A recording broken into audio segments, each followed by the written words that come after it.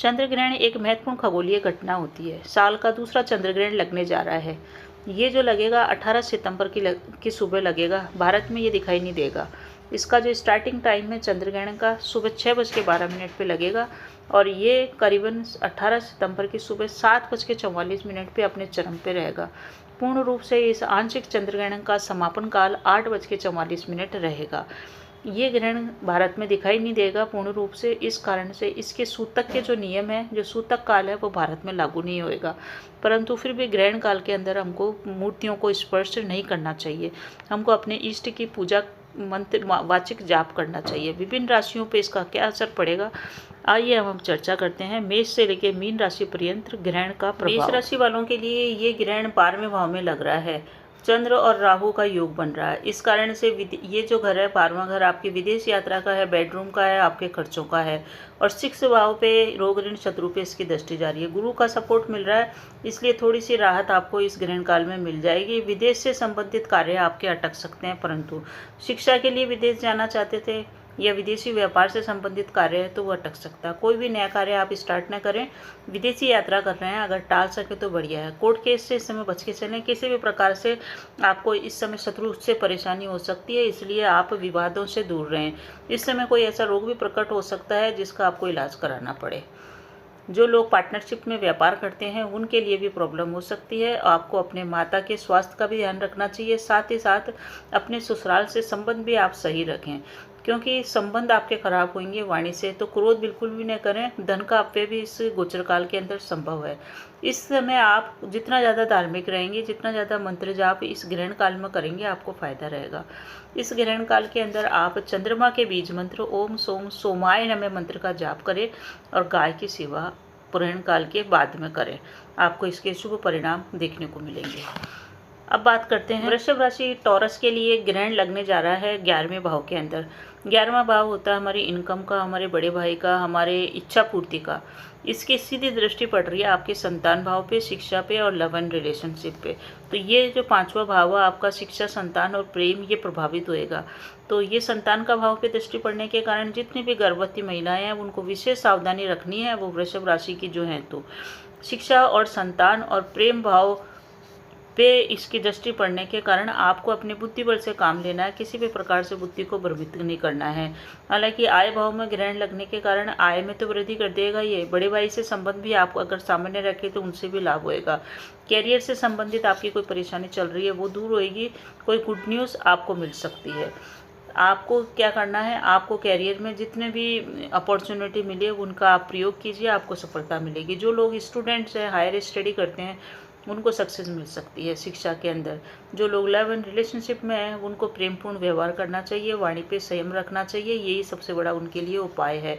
रोग आपके जो भी हैं उन रोगों का इस समय आप इलाज कराएंगे तो उपचार मिल जाएगा। कई बार रोग होता है कि रोग का इलाज नहीं मिलता, इस समय मिल जाएगा। जो लोग स्टॉक मार्केट में इन्वेस्टमेंट करते हैं उनके लिए फ़ायदा ये ग्रहण आपको देके जाएगा। तो आपको ग्रहण काल के अंदर जितना हो सके आप विष्णु सहस्त्र नाम का वाचिक जाप करें। धन्यवाद। मिथुन राशि वालों के 10वें घर के अंदर ग्रहण लगने जा रहा है। मिथुन राशि बुध प्रधान है और आपके 10वें घर में ग्रहण लगने के कारण उसकी सीधी दृष्टि पड़ रही है आपके 4th भाव पे। 4th भाव पे दृष्टि पड़ने के कारण 4th भाव जो है हमारी भूमि का है, माता का है, भवन का है, सुखों का है। यहाँ पे दृष्टि पड़ने के कारण आपको अपने कार्यों के अंदर पेपर वर्क बहुत ही सावधानी के साथ करना है। किसी भी प्रकार के प्रॉपर्टी डीलिंग से संबंधित कागजात या कैरियर से संबंधित कागजातों के ऊपर आप ध्यान दीजिएगा, अच्छी तरह से काम करिएगा, जल्दबाजी बिल्कुल भी नहीं करिएगा। साथ ही साथ ये सुख का भाव है, मानसिक शांति का भाव है, तो मानसिक तनाव से भी आपको बचना है। धन का आगमन इस गोचर काल में आपके हो जाएगा जब ये ग्रहण लगेगा। उसके बाद कैरियर में भी उन्नति लेके आएगा और हायर अथॉरिटी से आपको, यानी कि अपने उच्च अधिकारियों से आपको सपोर्ट मिल सकता है। वाणी में अपनी मिठास बना के रखें, प्रसन्न रहें, धार्मिक रहें। राजनीति के लिए जो लोग हैं, राजनीति में जो लोग हैं उनके लिए ये ग्रहण ज़्यादा विपरीत परिणाम नहीं देगा, उनको अच्छा देगा। जो लोग व्यापारी हैं उनको इन 2 दिनों में 18-19 तारीख को रुक जाना है, किसी भी प्रकार की डील नहीं साइन करनी है। उसके बाद वैसे तो रुकना आपको कम से कम 20 अक्टूबर तक इस ग्रहण का प्रभाव रहेगा। तो कोई भी महत्वपूर्ण कार्य या पेपर वर्क कर रहे हैं बहुत ही सावधानी के साथ आप करें, रुक जाएँ तो बेहतर होगा। धन्यवाद। कर्क राशि वालों की बात करें तो कर्क राशि का स्वामी चंद्रमा ही पड़ता है और उसी पे ग्रहण लग रहा है, और ये ग्रहण लग रहा है आपके 9th भाव भाग्य भाव के अंदर। इसकी सीधी दृष्टि आपके 3रे भाव पे है, जो कि आपके पराक्रम का है, आपके मित्रों का है, आपके इज्जत का है। तो भाग्य भाव पे यानी कि आपके पिता के घर पे लग रहा है। इस कारण से पिता से आपकी अनबन हो सकती है, पिता का स्वास्थ्य नरम हो, दोनों में से एक चीज़ हो सकती है।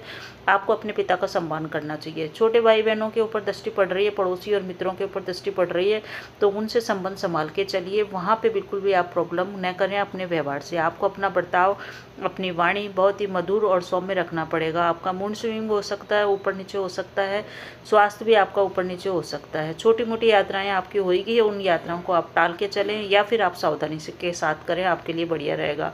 जो लोग मीडिया से संबंधित, न्यूज़ से संबंधित, एंकर, संचार माध्यमों में कार्यरत हैं, उनको इस गोचर काल में फ़ायदा मिलेगा, क्योंकि कम्युनिकेशन का घर कहलाता है 3रा। कम्युनिकेशन से संबंधित जितने भी काम कारोबार है उन लोगों को फ़ायदा मिलेगा। इस ग्रहण काल के अंदर आपको चंद्रमा के बीज मंत्रों का जाप करना, ओम चंद्रमसे नमः, ओम चंद्रमसे नमः का जाप करने से आपको मानसिक तनाव से मुक्ति मिलेगी। सिंह राशि लियो के ये जो ग्रहण लगने जा रहा है, ये आपके 8वें भाव में लग रहा है। 8वां भाव आपके ससुराल का है, लंबी बीमारी का है, और साथ ही साथ रिसर्च का भी यही घर है। यहाँ पे ग्रहण लग रहा है और इसकी सीधी दृष्टि बढ़ रही है आपके 2रे भाव पे, जो कि आपके कुटुंब का है और आपकी सीधी आंख का है। साथ ही साथ ये वाणी का और धन का भी घर है। तो आपका आध्यात्मिक विकास अगर इस गोचर काल में हो जाता है, गोचर का मतलब इस ग्रहण के अंदर आप अपना आध्यात्मिक विकास करते हैं, ग्रहण के 2-3 दिन पहले और 2-3 दिन बाद तक। तो आप अगर आध्यात्मिकता से जुड़ेंगे, रिसर्च से जुड़ेंगे या मंत्र जाप से जुड़ेंगे, तो इस गोचर का आपको फ़ायदा मिलेगा, इस ग्रहण का आपको फ़ायदा मिलेगा। 8th भाव में लग रहा है। 8th भाव अचानक चीज़ों का है, गुप्त विद्याओं का है, ज्योतिष का है, रिसर्च का है। तो इस क्षेत्र में आपको सफलता मिल सकती है। आप अगर ध्यान लगाएंगे तो ध्यान में भी आपको सफलता मिलेगी। ध्यान के माध्यम से आपको घटनाओं का पूर्वाभास हो सकता है, परंतु धन हानि का डर बना हुआ है। किसी भी प्रकार का इन्वेस्टमेंट कर रहे हैं तो सोच समझ के कीजिएगा। कोई भी नया कार्य आप स्टार्ट अभी न करें। कम से कम 20 अक्टूबर तक आप थोड़ा सा संभल के चलें। यात्रा में भी सावधानी बरतें, चोट चपेट की घटना हो सकती है। ये सबसे बड़ी सावधानी आपके लिए यही है कि आप खुद ड्राइव कर रहे हैं व्हीकल को, तो बहुत ही सावधानी के साथ करें। संपत्ति से संबंधित निपटारा आपके पक्ष में होगा, ये एक बढ़िया बात है कि प्रॉपर्टी विवाद जो चल रहा है भाई बहनों से, वो आपके पक्ष में आ जाएगा। खान पान पे आपको नियंत्रण रखना, क्योंकि खान पान का भी यही घर है और वाणी का भी यही घर है, तो वाणी पे भी नियंत्रण रखना है। सीधी आंख में प्रॉब्लम हो सकती है, अगर प्रॉब्लम है तो डॉक्टरी सलाह अवश्य ले। इस गोचर काल के अंदर चंद्रमा के बीज मंत्रों का जाप करना आपको फ़ायदेमंद रहेगा, या ओम नमो भगवते वासुदेवाय मंत्र का आप जाप करें। कन्या राशि वालों के 7वें घर के अंदर ग्रहण लग रहा है। 7वां घर हमारे वैवाहिक जीवन का, बिजनेस पार्टनर का और रोज़ की डेली इनकम का भी है। यहाँ पे ग्रहण लग रहा है। साथ ही इसकी सीधी दृष्टि आपके लग्न पे यानी कि आपके पर्सनालिटी पे, आपके व्यक्तित्व पर पड़ रही है, और वहाँ पे केतु देव पहले से विराजमान है। इस कारण से इस लग्न का प्रभाव आपके वैवाहिक जीवन के ऊपर पड़ सकता है। आपको अपने वैवाहिक संबंध संभाल के चलने हैं। अगर पहले से ही प्रॉब्लम है तो वो प्रॉब्लम इस समय बढ़ सकती है। कोर्ट केस आदि से बच के चलें, किसी भी प्रकार के विवाद से बच के चलें। अगर पहले से कोर्ट केस चल रहा है तो आप समझ लीजिए कि वैवाहिक जीवन में अलगाव की संभावना पूरी तरह से बन जाएगी। नया व्यापार इस समय स्टार्ट न करें। पार्टनरशिप में व्यापार चल रहा है तो वहाँ भी प्रॉब्लम आएगी, क्योंकि पार्टनरशिप के व्यापार का भी यही घर है जहाँ ग्रहण लग रहा है। विवाह के रिश्ते इस समय फाइनल करने से बचना चाहिए। जो भी अविवाहित हैं उनके लिए जो भी रिश्ते आ रहे हैं उनको आप अभी थोड़ा रुक के संभल के चलें। अभी आप फाइनल न करें, कम से कम 1 वीक तक। कन्फ्यूजन रहेगा, कुछ भी आप डिसीजन नहीं ले पाएंगे, और ये डिसीजन आप नहीं लेंगे, यही आपकी भलाई रहेगी इसी में। तो क्योंकि वैवाहिक जीवन में परेशानी आ रही है, नए रिश्ते में बंधने में भी परेशानी आ रही है। केतु भी कन्या राशि में चल रहा है, इसलिए अलगाव की स्थिति निर्मित कर रहा है। बुध की राशि है, केतु चल रहा है, राहु की दृष्टि है, इसके कारण से आपका लग्न पूरी तरह से प्रभावित हो रहा है। आपको उपाय अवश्य ही करना चाहिए। आपको क्या उपाय करने हैं? आपको चंद्रमा के बीज मंत्रों का जाप करना, साथ ही साथ भगवान गणेश के मंत्रों का जाप करते हुए चलिए। धन्यवाद। तुला राशि वालों के ये जो ग्रहण लगने जा रहा है आपके 6ठे घर में लग रहा है। 6ठा घर होता है हमारे रोगों का, लोन का, शत्रुओं का, मुकदमों का। इसकी सीधी दृष्टि आपके विदेश के घर पे चल रही है, बेडरूम के घर पे चल रही है, यहाँ पे यानी कि खर्चों के घर पे इसकी दृष्टि है। तो तुला राशि वाली, तुला एक ऐसी राशि है जो इससे ग्रहण से प्रभावित होगी। आपको 2 से 4 दिन तक ग्रहण के बाद सावधान रह के चलना है। विदेश यात्रा कर रहे हैं तो सावधानी से करें, हो सके तो टाल दें। कोर्ट केस से बच के चलिए, शत्रुओं से बच के चलिए, शत्रुओं के षड्यंत्रों में आप फंस सकते हैं, इसलिए आप बच के चलिए। 18 तारीख तक बच के चलिए आप। 18 तारीख से आपका बहुत पॉजिटिव समय शुरू हो जाएगा, जबकि शुक्र आपके पावरफुल स्थिति के अंदर आ जाएगा। कार्य क्षेत्र में बदलाव भी इस समय संभव है। आपको 2-3 चीज़ों का ध्यान रखना है इस ग्रहण के, कम से कम 1 वीक तक, 5 दिन तो ध्यान रखिए कम से कम। आपको चरित्रवान बन के रहना है, किसी भी प्रकार के लालच, लोभ, प्रलोभन में नहीं आना है। मान सम्मान का भी आपको ध्यान बना के रखना है। वर्क प्लेस में किसी भी प्रकार के विवाद से बचें। स्वास्थ्य का ध्यान रखें। मनी का इन्वेस्टमेंट कहीं कर रहे हैं तो जल्दबाजी बिल्कुल भी न करें। साथ ही वर्क प्लेस पे स्थिर वर्ग का सम्मान करने से आपको काफ़ी कुछ बचाव हो जाएगा। आपको क्या करना है इस ग्रहण काल के अंदर? इस ग्रहण काल के अंदर चंद्रमा के बीज मंत्रों का तो जाप करना ही है। साथ ही साथ अगर आपको ओम नमो भगवते वासुदेवाय मंत्र याद है तो आप इसका जाप कीजिए या श्रवण कीजिए, आपको फायदा मिलेगा। धन्यवाद। वृश्चिक राशि स्कॉर्पियन के 5th हाउस के अंदर ये ग्रहण लग रहा है। 5th हाउस आपके संतान का, आपकी शिक्षा का है और आपके प्रेम प्यार का है। यहाँ पे ग्रहण लग रहा है, उसकी सीधी दृष्टि आपके 11वें भाव आय भाव पे पड़ रही है। इस कारण से आपके संतान के जीवन में चुनौतियाँ आ सकती है और वो चुनौतियाँ से ही उनका भाग्य प्रबल होएगा। आपको इस समय दान पुण्य अवश्य करना चाहिए। ग्रहण के बाद आप लाल चीज़ों का दान कीजिए या सफ़ेद चीज़ों का भी आपको दान अवश्य ही करना चाहिए। 5th भाव में ग्रहण लग रहा है, उसकी सीधी दृष्टि 11वें भाव पर पड़ने के कारण और आपके ढैया चलने के कारण थोड़ी परेशानी आपको आ सकती है। जो भी महिलाएं गर्भवती हैं उनको किसी भी प्रकार के रिस्क नहीं लेने चाहिए। अपने पेट को ढक करके रखना चाहिए ताकि जो किरणें हैं वो नहीं पहुँचे। गर्भ की रक्षा करना बहुत बेहद ज़रूरी होएगा स्कॉर्पियो के लिए। किसी भी प्रकार का आप शेयर में इन्वेस्टमेंट करते हैं, क्योंकि शेयर का भी 5th हाउस ही है, तो शेयर में इन्वेस्टमेंट करते समय ध्यान रखें या फिर आप न करें 4-5 दिन तक। प्रेम का घर यही है, तो प्रेम के रिश्तों को संभाल के चलें। किसी भी प्रकार का क्रोध न करें, आवेश में न आए। विवाह के इस समय रिश्ते आएंगे, परंतु आप प्रयास कीजिए कि विवाह का रिश्ता इस समय फाइनल न करें। बहुत सारे लोग जो लोग बेरोजगार हैं उनकी जॉब लग सकती है या उनको आय का कोई नया जरिया मिल जाए, यानी कि आय के हिसाब से ये जो आ रहा है ग्रहण ये अच्छा है। आपको अपने प्रयासों में सफलता मिलेगी अधिक आय प्राप्त करने के लिए। आपकी आय इंक्रीज हो सकती है। आय इंक्रीज तो होगी परंतु रुक रुक के आपके पास आएगी। आपको इस समय इन्वेस्टमेंट नहीं करना किसी भी प्रकार का। इन्वेस्टमेंट कर रहे हैं आप अपने जानकार की सलाह से करें। अपने पिता से अनबन बिल्कुल भी न करें। पिता के माध्यम से कोई कार्य कर रहे हैं तो पिता की राय जरूरी लें। इस समय आपका स्वास्थ्य थोड़ा सा नरम हो सकता है और कार्य क्षेत्र में बदलाव की संभावना भी बनी हुई है। आपको क्या उपाय करना? आपको चंद्रमा के बीज मंत्रों का जाप ओम चंद्रमसे नमः, ओम सोम सोमाय नमः, किसी भी एक मंत्र का जाप अवश्य ही करना चाहिए। धन्यवाद। धनु राशि वालों की बात करें तो धनु राशि वालों के 4th हाउस में ग्रहण लग रहा है। 4th हाउस है हमारी माता का, भूमि भवन वाहन का और हमारे सुख का। इसकी सीधी दृष्टि आपके कैरियर हाउस पे, नौकरी के घर पे, 10वें घर पे पड़ रही है।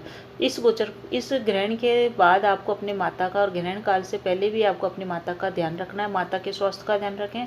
माता से संबंध न खराब करें। जिन लोगों को हार्ट से संबंधित प्रॉब्लम है, चेस्ट से संबंधित प्रॉब्लम है, उनको बिल्कुल डॉक्टरी निरीक्षण में रहना चाहिए। किसी भी प्रकार के रिस्क उनको नहीं लेनी चाहिए।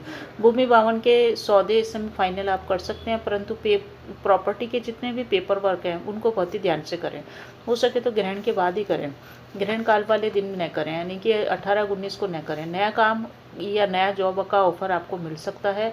18 सितंबर के बाद ही आप अपने जॉब को ज्वाइन करें। जॉब मिलना और जॉब में प्रमोशन होना दोनों धनु राशि वालों के लिए दिख रहा है।